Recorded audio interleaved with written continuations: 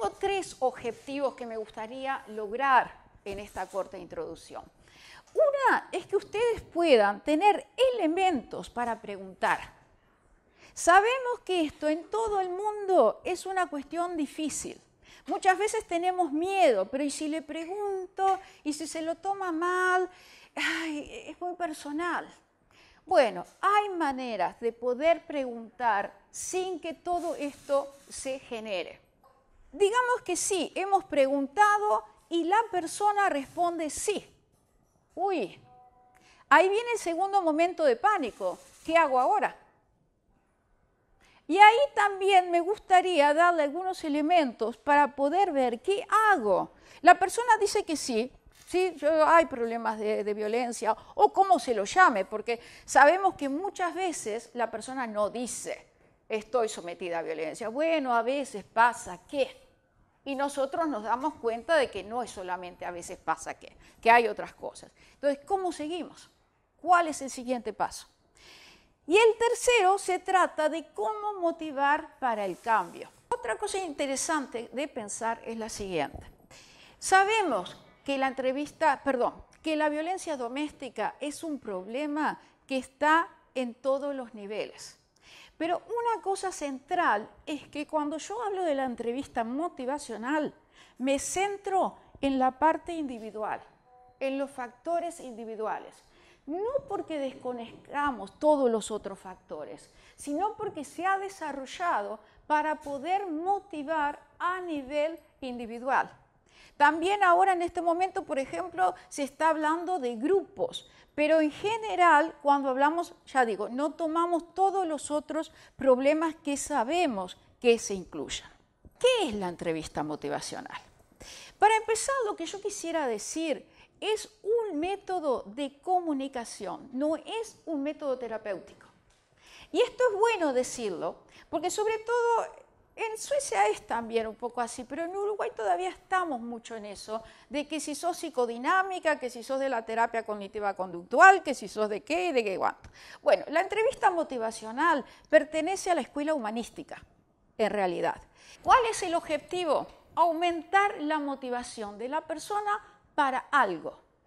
Para el algo ese, por supuesto que hay que definirlo. En este caso, ¿de qué se trata? Bueno, de que la persona que está sometida a violencia doméstica pueda de alguna manera liberarse, acelerar a veces ese proceso. La entrevista motivacional también se usa en Suecia con varones que maltratan. Y ahí hay muchos colegas que lo hacen, ahora está implementado. Si yo me acuerdo bien, o sea, tú me dirás si me acuerdo bien, está ahora la obligación de que no solo se trate a las mujeres o a la persona que está sometida a violencia, sino que también hay que hacer espacios para que los maltratadores tengan. Es así. Y también los niños. También se los ha incluido mucho más, digamos, está mucho más reglamentado ahora.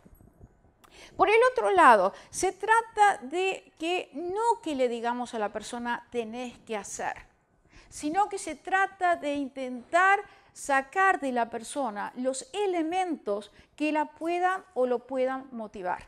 Ustedes van a notar que yo no uso la palabra de que son siempre los varones los que ejercen violencia, porque en el caso de las relaciones homosexuales también hay violencia. Y también se ha visto que a veces llega una mujer maltratada y le dicen, qué lindo que tu amiga está ahí. Y es una relación de pareja. Y por ahí es esa amiga que ha ejercido violencia. Por eso es siempre mi recomendación, antes de que sabemos si es hombre o mujer, hablen de pareja. Después la mujer o la persona dirá, bueno, sí, es mi compañera o mi compañero. Pero que no tomamos por sentado, porque entonces de alguna manera discriminamos a la persona que viene con su pareja y siente, ay, mi pareja que tiene que ser un hombre. O sea que es siempre una cosa a tener en cuenta. Pareja, cuando la persona diga, entonces, bueno, ahí sí, adecuamos el lenguaje, digamos, a lo que la persona vive. Porque hay muchos ejemplos.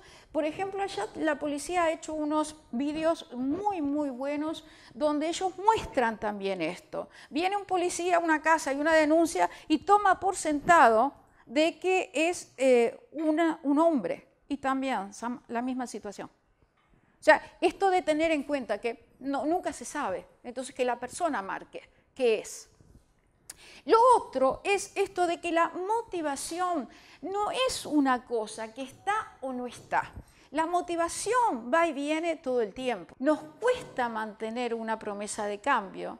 ¿Qué será cuando uno está sometido a violencia? ¿Qué será cuando estamos en crisis? Por supuesto, para nosotros puede ser muy frustrante y ahí está el problema. Ay, pero me dijiste que ibas a hacer esto. Sí, fue ayer, pero hoy la persona ha cambiado. Y ahí es sumamente importante de darse cuenta de que no lo hace para jorobarte, lo hace porque realmente la motivación cambia. Y eso piensen, situación normal. Agréguenle situación de violencia, agreguen situación de crisis. Por supuesto que no es tan fácil mantener sus promesas de que ahora voy a cambiar, de que ahora voy a hacer algo. Está basado en la evidencia científica. Y yo sé que a algunos les dan escalofríos, ni bien uno dice es basado en la evidencia y otros dicen qué bueno que está basado en la evidencia, pero bueno, el hecho concreto es que es así. Está muy basado en la evidencia y también en la experiencia práctica. Está este problema que tenemos del encuadre muchas veces. En todos lados, ni bien se habla de un encuentro que tiene algo que ver con una charla de motivación, con el encuentro con el otro, hablamos de un encuadre. El encuadre suele ser bastante rígido. Tiene que ser entre cuatro paredes, nos tenemos que mirar a los ojos y, bueno, todo eso. Pero ¿qué pasa con ese tipo de pensamiento? Está hecho para la clase media.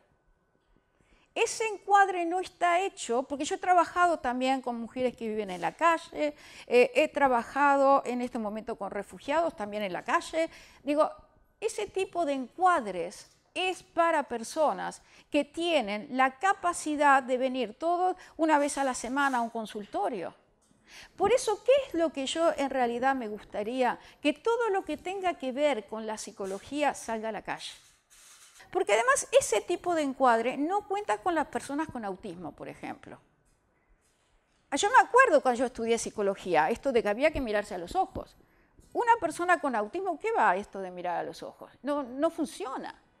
Por eso es esto de abrirse para poder ver cuando encontremos a la persona en el contexto, en la forma que sea, ahí está el encuadre, en el encuentro con el otro. Y por eso también es una ventaja de la entrevista motivacional que se puede usar una vez, dos veces, se la puede usar 5 minutos, 10. Por supuesto que los resultados, las metas no son lo mismo. Si yo tengo la posibilidad de encontrar a una mujer que vive en la calle 5 minutos, que si yo tengo 10 veces para encontrarla. Por supuesto, eso cambia, pero por lo menos al principio puedo hacer lo que en la entrevista motivacional le llamamos sembrar una semilla. Y sobre todo con los jóvenes, agarrarlos a donde estén cuando estén. Si hablan de, yo qué sé, juegos, bueno, escúchame, ¿cómo es eso de la violencia en el juego? Contame más, ¿cómo haces? ¿Qué haces? Eso abre las posibilidades de hablar. Ya digo, si encontramos gente que vive en la calle o que está en otras situaciones, también es eso. ¿Cuánto la persona puede en ese momento ser receptivo? Y no, porque si no es como que intentamos que los demás se adapten a nuestras teorías, se adapten a nosotros, en lugar de sacarlo a la calle, de sacarlo a donde están y hacer lo que se pueda con lo que se pueda. Porque sí, quizás no cambiamos el mundo en 5 minutos, pero al menos podemos abrir una puertita. En la entrevista motivacional está algo que se llama el espíritu o la actitud, me gusta más llamarlo, porque es más concreto. ¿Qué tiene que ver con esto? Cuando encontramos a una persona, vamos a empezar a hablar de cualquier cosa. Piensen que una de las cosas que motiva muchas veces y que además ayuda a establecer un vínculo. Y a propósito de esto quiero decir también que el vínculo no tiene por qué ser muy profundo, no necesariamente, porque una persona en crisis está mucho más abierta que normalmente, pero no es necesariamente que tenga que establecerse un enorme vínculo. Yo en eso creo mucho más en el rioplatense Pichon Rivière, que dice que el vínculo se hace en la tarea. Yo he creído siempre mucho más en eso, de que la relación no se establece ahora y se queda fija para siempre. Y además hay investigaciones, un investigador que se llama Safran, él ha dicho, lo ha conceptualizado de la mejor manera. El vínculo, por supuesto que va y viene también. Y lo que en realidad hace la diferencia, dice él, cuando los técnicos hacen algo que no está muy bien, ponele que yo te empiezo a dar consejos acerca de algo de tu vida y vos no querés. Bueno, por supuesto que te vas a enojar conmigo, con todo el derecho. Y ahí está, lo que él dice es, bueno, pedí disculpas. Eso repara la relación, más que querer que el vínculo esté desde el principio. Porque digo, por supuesto, porque muchos otros problemas que hay, que muchas veces les exigimos a las personas que nos traten que confíen en nosotros. Y eso siempre me enoja un poco. ¿Por qué van a confiar en nosotros? Digo, la confianza se crea. No es una cosa que solo por el hecho de que ahora te encontré tenés que confiar. A veces es como una exigencia que tenemos de que el otro tenga que confiar. Y yo digo, alcanza con que confíe un poquitito para estar ahí. Nosotros podemos ser expertos en una materia, en dos materias, pero es la persona que es experta en sí misma. ¿Y esto por qué es muy, muy central? El ser experto en algo, en saber mucho de algo, tiene sus ventajas y sus desventajas. La ventaja, claro, sabemos, nos sentimos seguros. La desventaja es que hay mucho que tomamos por sentado. Hay mucho que creemos de que yo sé cómo lo viviste. Y piensen, una persona que ha sido maltratada, sometida a violencia de algún tipo, y empieza a hablar, empieza con su relato, y nosotros le decimos, exacto, yo sé exactamente cómo es. Sí, sí, sí, sí. Para nosotros puede estar muy lindo, muy bien, pero la persona no se siente escuchada. Porque además eso es otra de las cosas que hacemos muchas veces. Hay investigaciones que muestran que interrumpimos al otro después de 11 segundos. ¿Qué pasa cuando estamos preocupados por la persona? Queremos ayudar. Es peor. Y es una paradoja. En realidad queremos ayudar, en realidad queremos realmente estimular al otro. Pero al contrario, ni bien el otro empieza a hablar, empieza con su relato, interrumpimos. Y empezamos, bueno, lo mejor para vos es. Ni una chance. Y lo que hay que pensar es que, de alguna manera, recuerden, desen un abrazo a ustedes mismos porque lo hacemos por amor, lo hacemos por cariño. Pero al mismo tiempo, y lamentablemente, no ayudamos a la persona. El cariño no alcanza muchas veces. Las buenas intenciones no alcanzan muchas veces. Entonces, a pesar de que estamos ahí, que queremos ayudar al otro, ¿cuál es la recomendación? Callarse la boca. Yo me acuerdo cuando trabajaba con mujeres que vivían en la calle, que también a veces estaban expuestas a situaciones terribles, y por supuesto que yo muchas veces empezaba, bueno, pero vos tenés que pensar que tenés que pedir ayuda porque... Y la respuesta venía, por supuesto, pero ¿y vos qué sos? Ya te he dicho que yo no quiero. Entonces, lo cómico un poco era, las veces que yo estaba descansada, ahí me daba cuenta y no, bueno, contame, ¿qué pensás? Yo qué sé, a pesar de que yo estaba muy preocupada. Las veces que yo no estaba descansada, ahí empezaba. Pero escúchame, tenés que pedir ayuda. Tenés realmente que hacer esto o lo otro, porque... Y claro, ahí venía. Lo otro era, las otras veces que estaba más o menos, yo me acuerdo de muchas veces que yo empezaba, pero vos tenés que... ¿Qué es lo que pensás? Pero era un esfuerzo enorme, esto de realmente retirarse y decir, Liria, callate la boca acá y dale paso, porque vos sabés que no va a funcionar. Y ahí, digamos, está esto de tratar al otro como experto en su persona. Lo mismo pasa con los diagnósticos. Sí, podemos saber mucho de muchos diagnósticos, pero lo importante es que la persona relate cómo vive esto. Autonomía quiere decir el derecho a resolver uno mismo sobre su vida.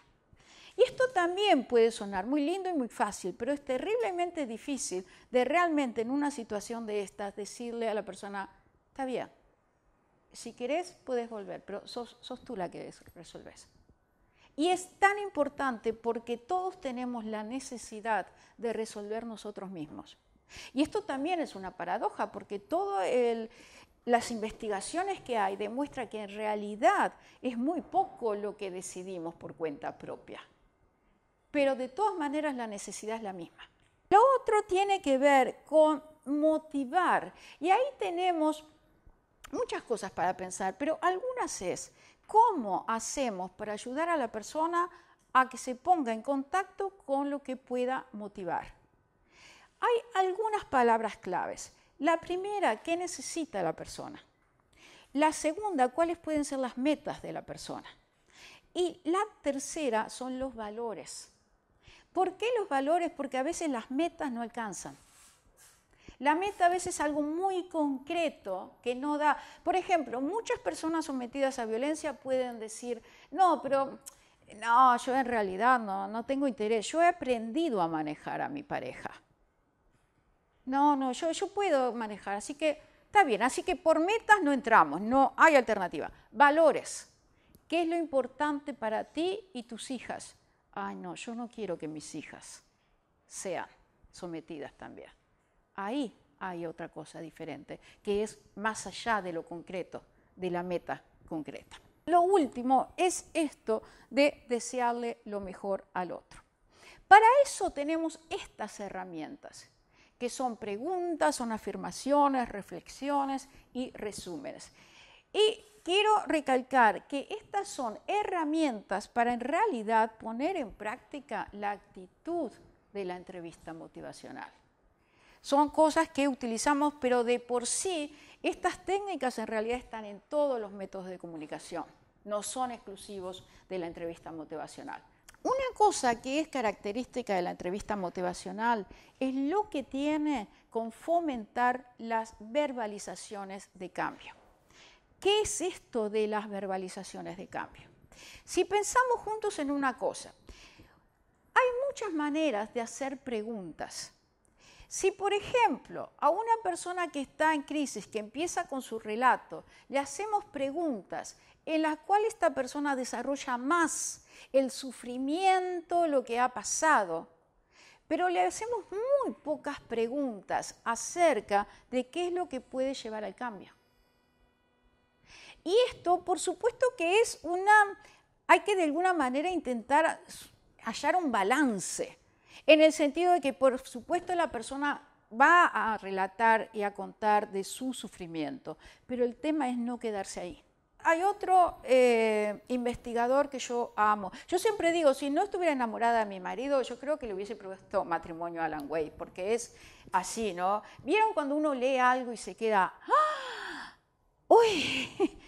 Así más o menos me ha pasado con él. Es un investigador canadiense que trabaja mucho con el tema de la violencia. Él dice algo fantástico. Puede sonar así muy claro, pero realmente él lo que dice es esto. A las víctimas de violencia les preguntamos, ¿cómo te sentiste? ¿Cómo te sentís? Y él dice, ¿y cómo se van a sentir? Mal, por supuesto.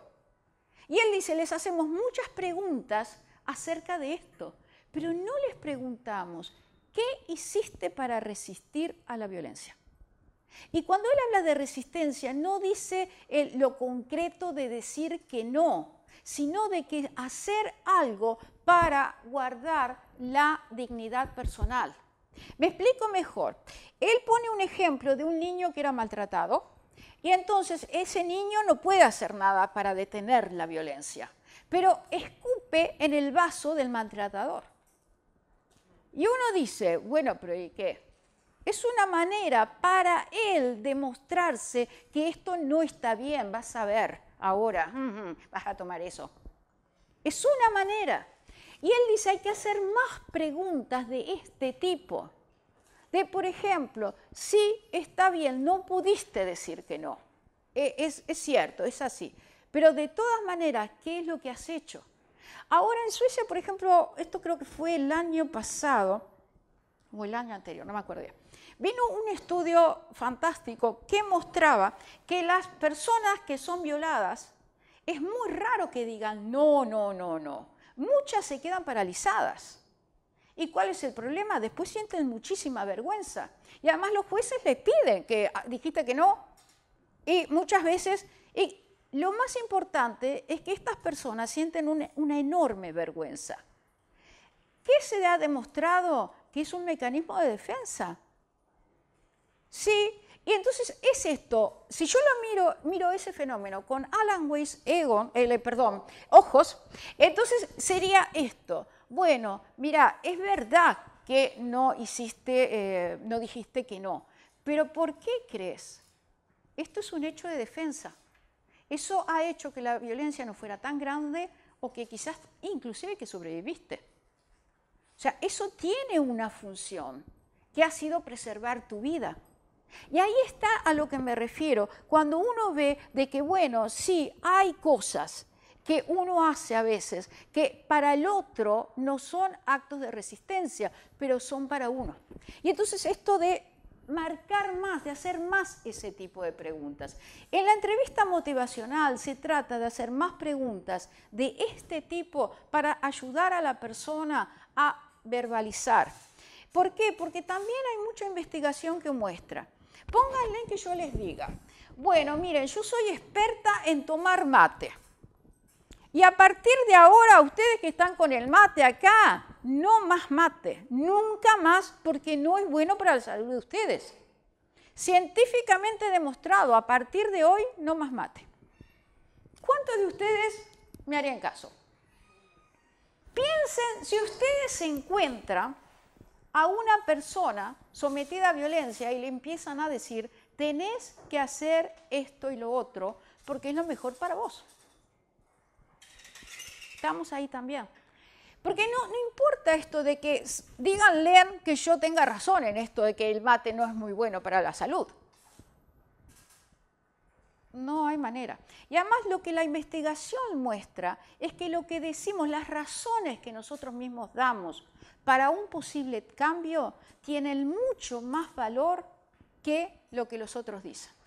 Con una excepción. Si ustedes están a punto de dejar de tomar mate, porque han llegado a esa conclusión, yo soy una experta del mate, entonces dicen, qué bueno, Liria piensa como yo. Porque también hay más investigaciones que dicen, cuando viene información a nosotros con la cual estamos de acuerdo, entonces le atribuimos a esa persona propiedades positivas. Cuando el otro dice algo con lo cual no estamos de acuerdo, le atribuimos propiedades negativas. Esto de, por ejemplo, este es inteligente porque piensa como yo, pero este es tonto porque no piensa como yo. Y piensan que eso lo hacemos todo el tiempo. Por eso es tan importante esto de que, bueno, ¿viene de mí o no?